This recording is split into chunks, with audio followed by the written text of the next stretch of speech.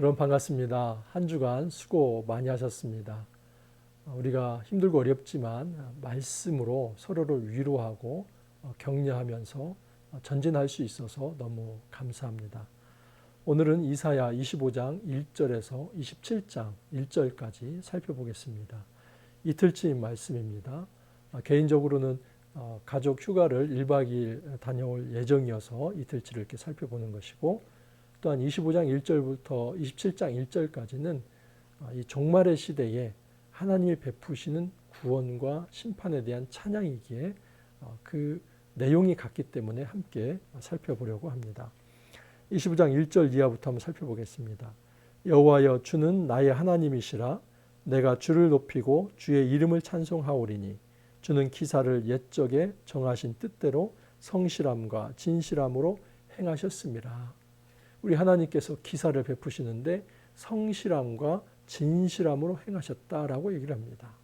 여러분, 기사를 옛적에 정하신 뜻대로 행하셨다는 것은 하나님 나라 역사를 하나님의 계획대로 한 채 오차 없이 하나님께서 성실함으로 이루셨다 하는 것입니다. 하나님의 독특한 성품이 바로 신실하심입니다. 이 신실함은 하나님께서 말씀하시고 그 말씀하신 것을 반드시 성취하신다는 사실입니다. 하나님 나라 역사는 이처럼 하나님의 뜻에 의해서 이루어졌다 하는 것을 알 수 있습니다. 그렇다면 하나님 나라 역사가 구체적으로 이 땅에서는 어떻게 구현되는가? 그것이 바로 심판과 구원입니다. 2절을 보시면 주께서 성읍을 돌무더기로 만드시며 견고한 성읍을 황폐하게 하시며 외인의 궁성을 성읍이 되지 못하게 하사 영원히 건설되지 못하게 하셨으며, 하나님께서 성읍을 파괴하십니다. 그리고 그 누구도 다시 건설하지 못하게 하신다 합니다. 이것이 바로 하나님의 심판입니다. 그러나 심판 속에서도 4절 이하를 보시면 빈궁한 자의 요새이시며 환난당한 가난한 자의 요새이시며 폭풍 중에 피난처시며 폭양을 피하는 그늘이 되셨도다. 빈궁한 자의 요새, 환난당하고 가난한 자의 요새가 되었다. 그들의 피난처가 되고 그들의 바위가 되셨다. 여러분, 우리 하나님께서 그 폭양 속에 그늘을 주셔서 하나님 앞에 피할 수 있도록 안식을 주신다라고 말씀을 하십니다. 이것이 바로 구원에 대한 찬양입니다. 하나님 나라의 기사, 하나님께서 정하시고 뜻하신데도 어떻게 성실과 또 진실함으로 이루어지는가? 그것은 하나님께서 말씀하신 대로 심판이 이루어지고 하나님께서 말씀하신 대로 구원이 이루어진다 하는 것입니다. 그 구원의 날에 우리 하나님께서 잔치를 벌여주십니다. 만군의 여호와께서 이 산에서 만민을 위하여 기름진 것과 오래 저장하였던 포도주로 연회를 베푸시리니 곧 골수가 가득한 기름진 것과 오래 저장하였던 맑은 포도주로 하실 것이며, 우리 하나님께서 큰 잔치를 베풀어 주십니다. 그런데 그곳에 기름진 것과 또 맑은 포도주를 주시겠다고 합니다. 여러분, 이 잔치 자리에 빠질 수 없었던 것, 그 시대의 문화 속에서 빠질 수 없었던 것이 뭐냐면 포도주입니다. 이 포도주는 잔치를 흥겹게 합니다. 그 잔치를 기쁘게 합니다. 그 포도주가 떨어지면 잔치의 맛이 톡 떨어집니다. 여러분, 예수님께서 그의 공생의 첫 기적이 무엇이냐면 가나 혼인잔치에서 물로 포도주를 바꾼 사건입니다. 잔치가 7일 동안 이루어지는데 포도주가 중간에 떨어졌습니다. 그 사실을 어머니 마리아가 아시고 예수님에게 포도주가 떨어졌다 얘기를 합니다. 그리고 그 하인들에게는 이 예수가 하는 말대로 그대로 해라 라고 얘기를 합니다. 예수님은 처음에는 내 때가 아니라고 말씀하시지만 이 내 때는 십자가를 지실 때를 말씀하시는 것을 그렇게 하신 것이고, 실제로 그 하인들에게 그 돌 항아리 결례통에다가 물을 담아서 가져오라고 합니다. 그래서 그것이 포도주가 됩니다. 여러분, 예수님께서 물로 포도주를 바꾼 이 사건은 그 잔치를 흥겹게 한 겁니다. 이 잔치는 하나님 나라 잔치입니다. 깨어진 하나님 나라를 회복하실 분, 진정한 하나님 나라에 의해서 이루어질 그 생명을 공급하실 분이 예수님이라 하는 것을 보여주신 것입니다. 그러므로 이사야서에 이 종말론적 구원은 예수 그리스도까지 연결된다 하는 것을 알 수 있습니다. 또한 8절을 보면 사망을 영원히 멸하실 것이라 주 여호와께서 모든 얼굴에서 눈물을 씻기시며 자기 백성의 수치를 온 천하에서 제하시리라. 여러분, 하나님께서 모든 얼굴에서 눈물을 씻기실 것이다. 그리고 사망을 멸하실 것이다. 사단이 쓰는 가장 무서운 무기가 사망이지 않습니까? 우리 인간도 가장 두려워하는 게 죽음입니다. 근데 그 죽음을 멸하실 것이다. 다시 말해서 그 죽음 가득한 세상에 생명을 줄 거라는 겁니다. 그리고 모든 사람들, 모든 그 백성의 그 눈에서 흘리는 그 눈물을 닦아주실 것이다. 하나님이 위로하실 거라 하는 겁니다. 계시록 21장 4절에 이런 말씀이 있습니다. 모든 눈물을 그 눈에서 씻기시며 다시 사망이 없고 애통하는 것이나 곡하는 것이나 아픈 것이 다시 있지 아니하리라. 처음 것들이 다 지나갔음이로라. 이것은 종말론적 구원의 그야말로 완성입니다. 예수님이 재림하시면 이런 일들이 있을 터인데 예수 그리스도를 통해서 모든 사람의 그 흐르는 눈물을 주께서 닦아주실 것이다. 그리고 다시는 사망이 없을 것이다. 여러분, 이것이 이사야의 예언이 예수 그리스도를 통해서 그리고 재림을 통해서 완성된다 하는 것을 보여주는 것입니다. 그래서 그의 백성들은 기다립니다. 그날에 말하기를 이는 우리의 하나님이시라. 우리가 그를 기다렸으니 그가 우리를 구원하시리로다. 이는 여호와시라. 우리가 그를 기다렸으니 우리는 그의 구원을 기뻐하며 즐거워하리라. 지금 이것을 예언하는 선지자가 누구입니까? 히스기야입니다. 죄송합니다. 이사야입니다. 이사야는 히스기야 왕 시대의 선지자이지 않습니까? 그러면 아직 지금 이 아수르로부터 공격을 받고 있을 때, 그리고 바벨론에 의해서 아직 망하기도 전에 그 시대입니다. 그런데 이 이사야는 먼 미래에 하나님의 심판 이후에 그 구원까지를 내다보면서 그 구원의 하나님을 기다린다라고 얘기를 합니다. 지금 이 심판의 한가운데 있는 백성들을 향해서 이사야가 전달하는 이 구원의 메시지입니다. 지금은 이 심판이 현실일지 모르지만 미래에 하나님께서 반드시 구원할 것을 지금 이사야가 말을 하고 있는 것입니다. 그래서 이렇게 놀라운 찬양을 합니다. 26장 1절을 보면 그날에 유다 땅에서 이 노래를 부르리라. 우리에게 견고한 성읍이 있으며 여호와께서 구원을 성벽과 외벽으로 삼으시리이다. 성벽을 이중 성벽으로 만든다는 겁니다. 성벽과 외벽으로 삼을 것이다.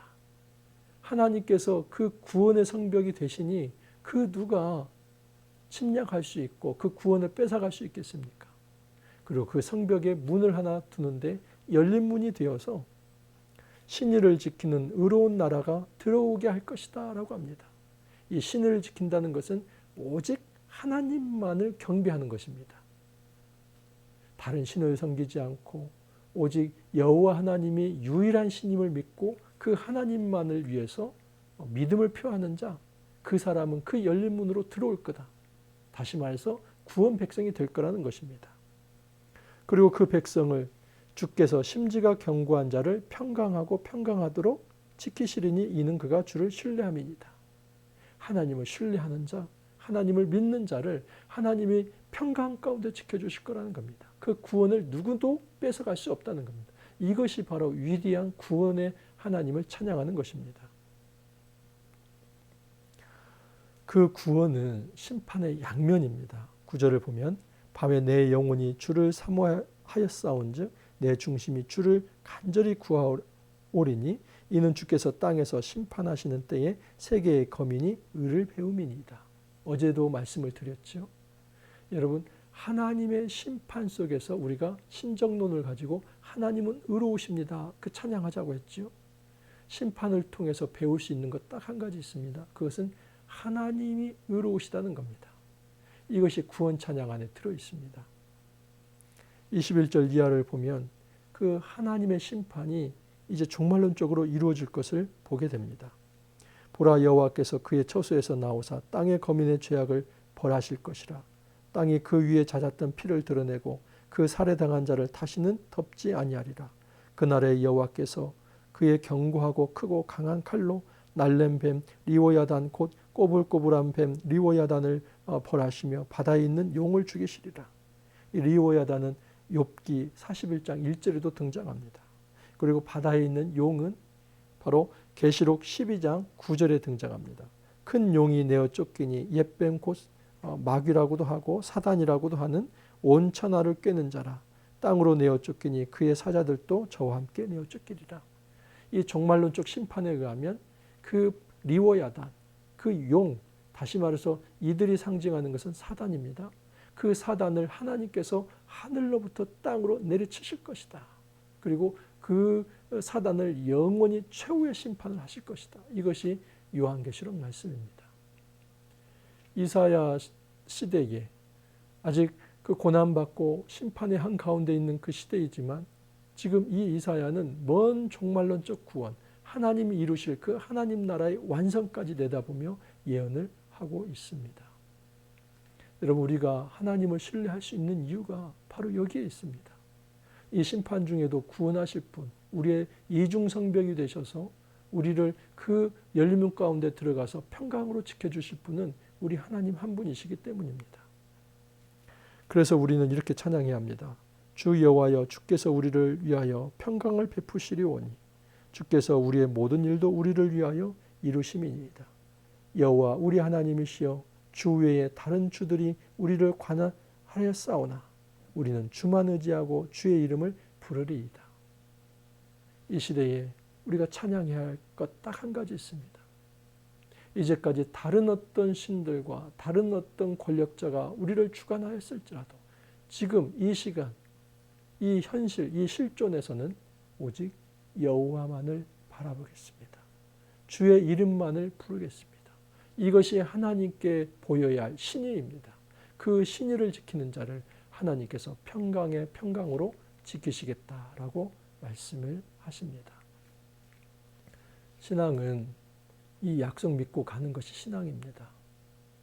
여러분, 불신은 현실의 파고 속에서, 이 고난 속에서 하나님을 신뢰하지 않고 자기 힘을 의지하거나 다른 사람의 권력을 의지하다가 침륜에 빠지고 그 심판의 늪에 빠지는 것입니다.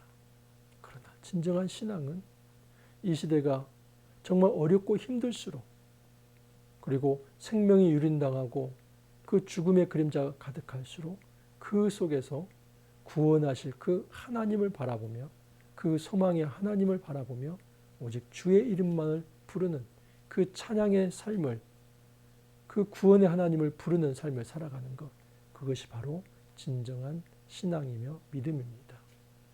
우리가 이 시대에 하나님의 말씀의 통치를 받아 누리기를 바라고, 주님이 주시는 이 천국의 진정한 잔치, 기쁨이 가득 넘치고 생명이 넘치는 이 기쁜 잔치, 이 잔치에 참여하면서 주님과 함께 그 거룩한 기쁨에 함께 참여하기를 간절히 소망합니다. 함께 기도합니다.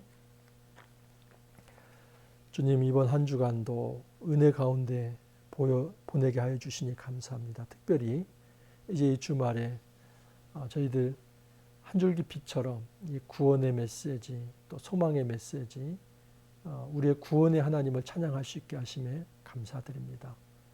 이사야 말씀을 통해서 그 심판의 메시지가 울려 퍼질 때마다 마음의 부담이 많았습니다. 하지만 그럼에도 불구하고 우리 하나님은 의로우심을 찬양하며 우리를 구원하실 그 하나님을 찬양합니다. 주님, 저희들의 삶에 이 거룩한 은혜를 더하여 주셔서 늘 하늘 잔치를 체험할 수 있게 하시고 하나님이 주시는 생명을 맛보며 살아갈 수 있도록 축복하여 주옵소서. 감사하고 예수님 이름으로 기도하옵나이다. 아멘.